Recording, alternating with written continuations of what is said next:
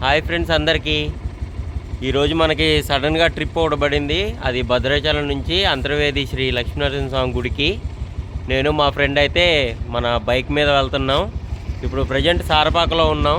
Sarapaka arch ఇప్పుడు బయలుదేరుతున్నాం. Time 4:30 అయింది. భద్రాచలం నుంచి అయితే మనం స్టార్ట్ అయ్యాం కదా. మధ్యలో పెద్ద వర్షం, ఎముకలు కొరికే చలి, ఎక్కడ చిమ్మ చీకటి. ఇలాంటి చలిలో మనకి దేవుళ్ళలాగా ఒక చలిమంట ఎదురైంది. చూడండి ఎంత పెద్ద చలిమంటో. ఈ చలిమంట లేకపోతే ఈ ఎముకలు కొరికే చలిలో మనం ముద్ద అయిపోయే వాళ్ళం. లక్కీగా అయితే మనకి ఇక్కడ ఉంది. ఇక్కడైతే ప్రస్తుతానికి సేద తీరుతున్నాం మనం. ఆహా సూపర్.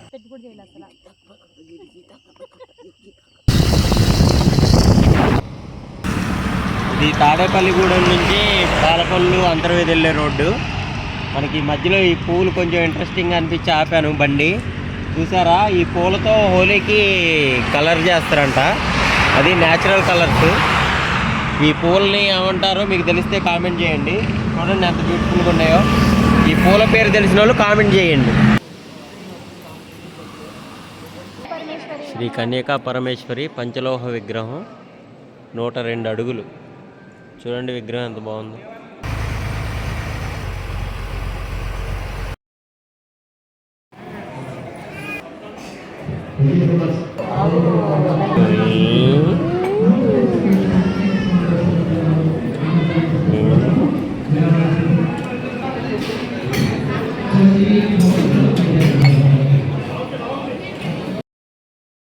చూడండి ఫ్రెండ్స్, ఇదే అంతర్వేది అన్నా చెల్లెల గట్టు. ఇదంతా మనకి అలలు ఉన్నాయి కదా. ఇక్కడ చూడండి నిర్మలంగా ఉంది. ఇక్కడ చూడండి అలలు ఎలా ఉన్నాయో. ఇటు చూడండి లేవు. ఇదే అన్నా చెల్లెల గట్టు మెయిన్ పాయింట్.